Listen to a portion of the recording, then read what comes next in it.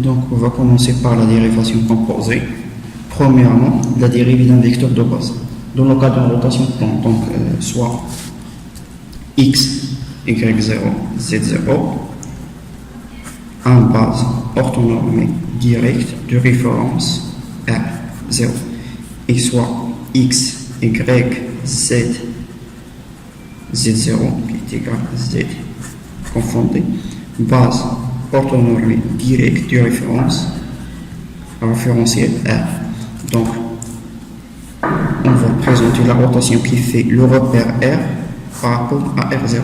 Donc, x0, y0 par exemple. Donc, yx. Donc, il fait une rotation d'θ et z entre sortant, qui est confondé avec z. Donc, on rappelle que d sur dt de x par rapport à r0 qui est égal à quoi? Est égal à dt, d sur dx sur dt par rapport au référentiel r plus quoi? Plus oméga de r par rapport à r0 et oméga de r par rapport à r0 qui est égal à quoi? Est égal à θ point fois le vecteur porté par le vecteur z0 ou bien z, c'est la même chose. Donc vectoriel x, celui-là est 0 car x est constante dans le repère R. Donc est égal à quoi? C'est égal à θ point z0 ou bien z, c'est la même chose, pas x. z0, z vectoriel x est égal à quoi? C'est égal au vecteur y. Donc θ point y. Deuxième exemple, ici du y sur dt sur quoi? Par rapport à R0. Donc, il est égal à quoi? Il est égal à la même chose, d sur dt par rapport à R. Ce terme-là est constante car y est constante pour le repère R plus oméga de R par rapport à R0 vectoriel y. Donc, il est égal à θ point de quoi? Θ point de z vectoriel vectoriel y. Donc z vectoriel y est égal à moins x. Donc θ point moins θ point fois x. Donc dans le cas général de oméga qui représente la somme des trois rotations plan de R par rapport à R0. Donc le cas général de R de oméga représente les trois rotations plan qui fait le repère R par rapport à R0. d de x sur dt qui est par rapport à r0 est égal à oméga de r par rapport à r0 vectoriel x. Même chose pour dy par rapport à r0 qui est égal à oméga de r par rapport à r0 vectoriel y. Même chose pour z, la dérivée de z par rapport à dt dans le référentiel R0 qui est égal à quoi? Est égal à oméga de R par rapport à R0 vectoriel Z. Donc on va passer maintenant deuxièmement le cas de changement de base de dérivation. Changement de base de dérivation. Dérivation.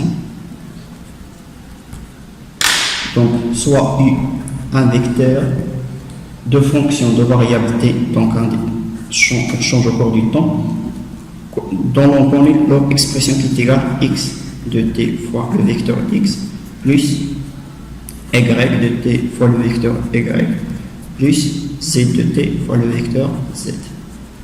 Donc l'expression demandée ici cherche la relation entre la dérivée du u par rapport à t dans le référentiel R0 et la dérivée du u sur dt dans le référentiel R.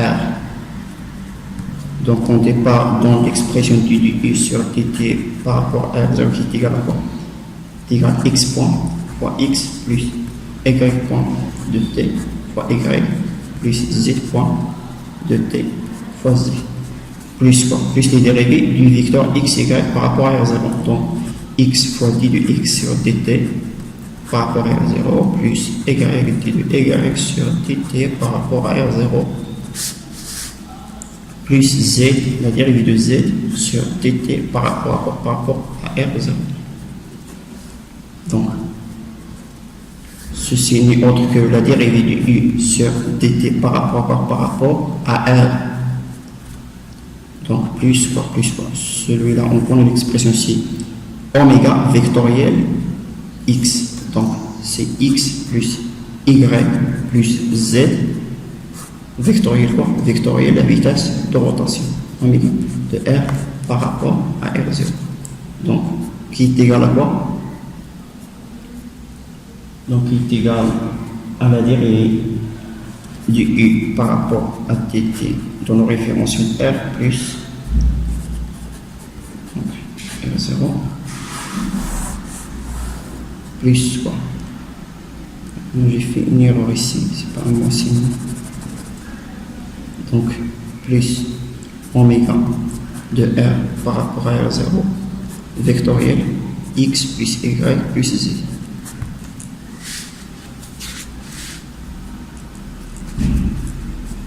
Donc, on va passer maintenant au solide indéformable. Là. Deuxièmement,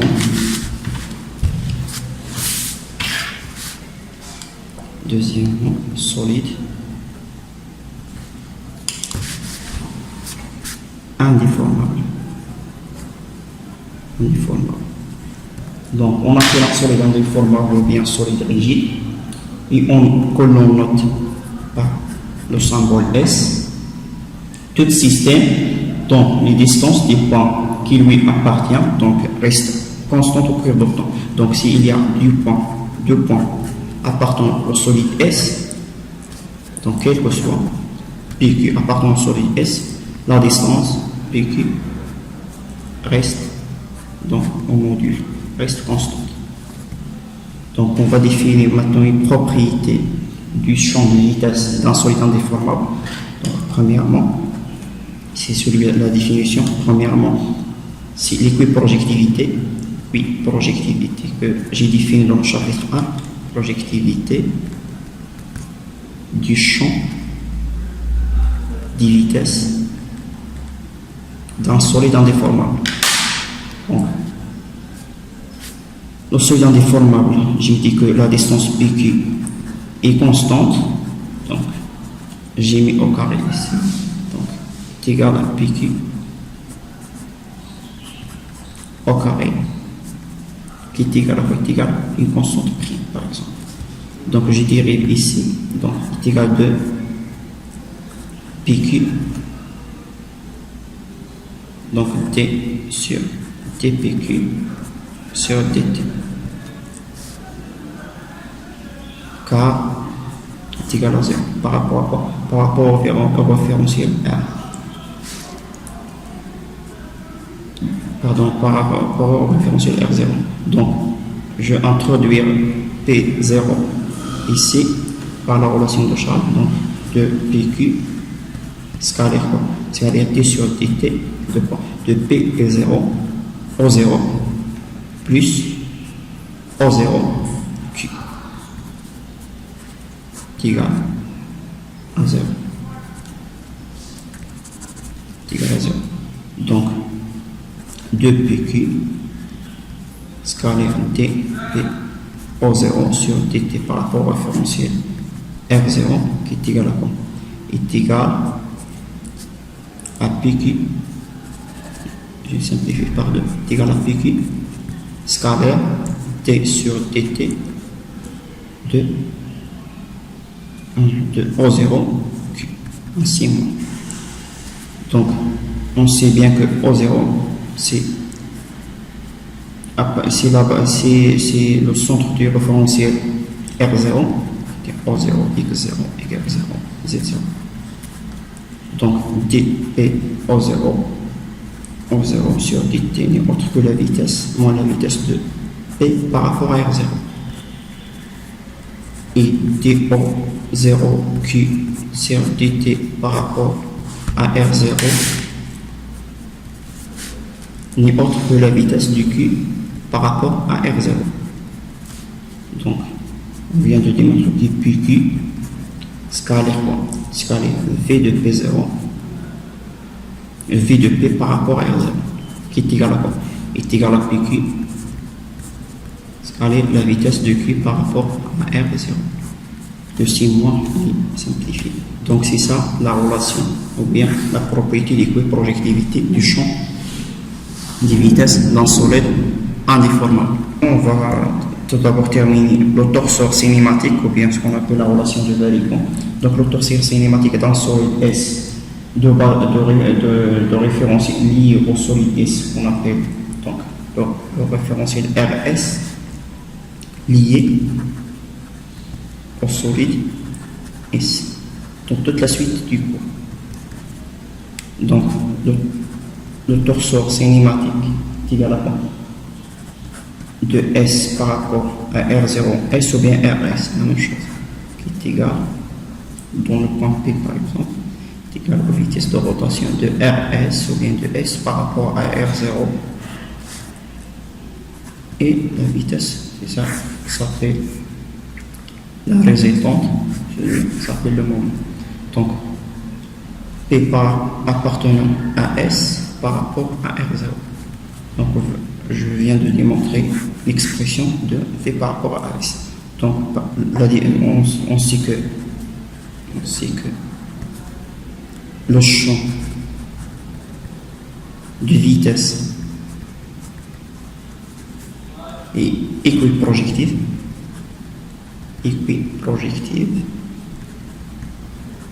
Donc, il satisfait la relation suivante.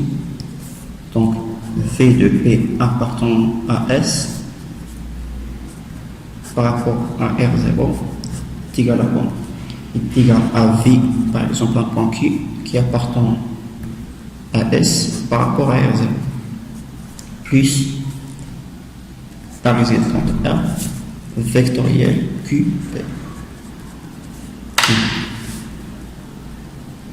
Je viens de démontrer ça, donc c'est RS, j'ai dit A, est un repère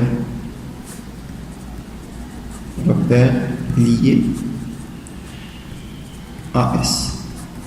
Donc la distance QP, ou bien quelque soit Q appartenant à S, on a PQ qui est égal sur dt par rapport à R0 est égal à quoi?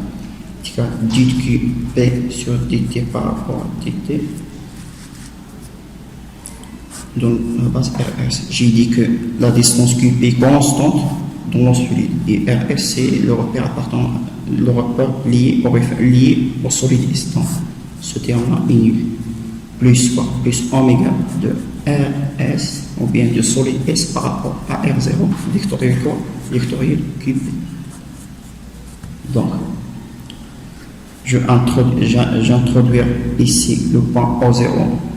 Donc, j'ai déjà démontré ça. Donc, qui est égal à quoi? Est égal à V de P par rapport à R0 moins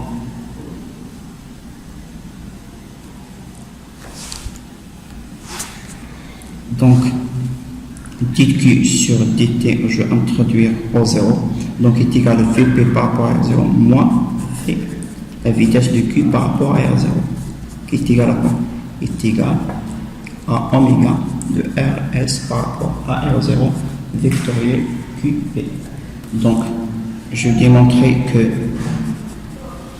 R n'est autre que la vitesse de rotation du solide S par rapport à R0. Donc, Vp par rapport à R0 est égal à Vq par rapport à R0 plus oméga de S par rapport à R0 vectoriel QP. Donc, la dernière formule qui est V de P par rapport à R0 plus est égal à Vq par rapport à R0 plus oméga de S par rapport à R0 vectoriel QP s'appelle la relation de Valigant. Donc on va passer maintenant au champ des accélérations d'un solide ou bien ce qu'on appelle la formule de Riva. Donc, quatrièmement, pardon, champ des accélérations, ou bien formule de Riva.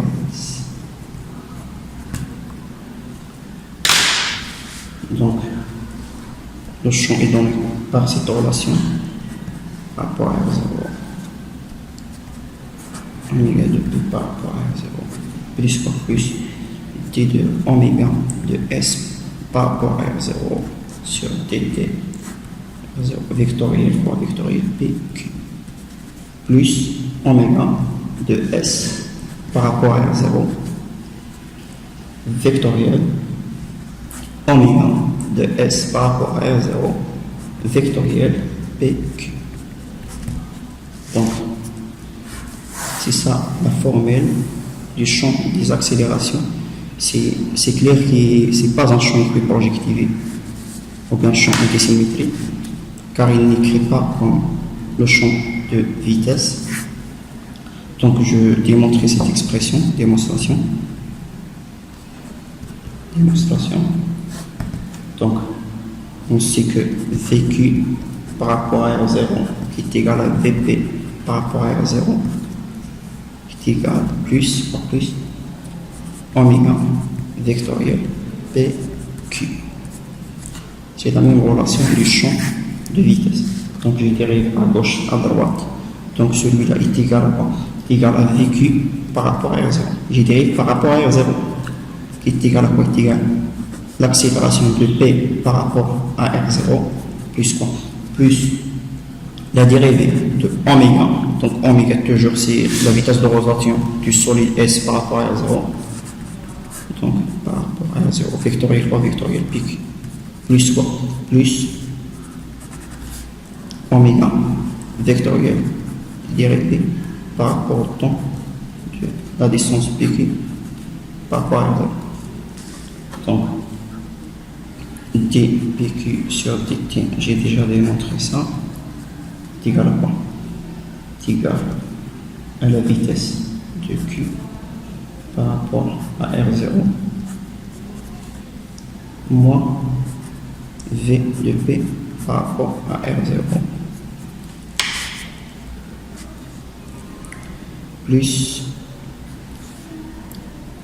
plus par rapport à R0 qui est égal à la vitesse de rotation de S par rapport à R0 vectoriel PQ.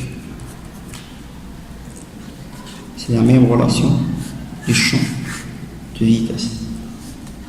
Donc, je remplace chaque expression par son expression détaillée. Donc, le champ, l'accélération de Q par rapport à R0 qui est égale à l'accélération de P par rapport à R0 plus T de oméga sur dt par rapport à R0 plus la vitesse de rotation de S par rapport à R0 vectoriel oméga de S que je viens de démontrer tout à l'heure de S par rapport à R0 vectoriel PQ.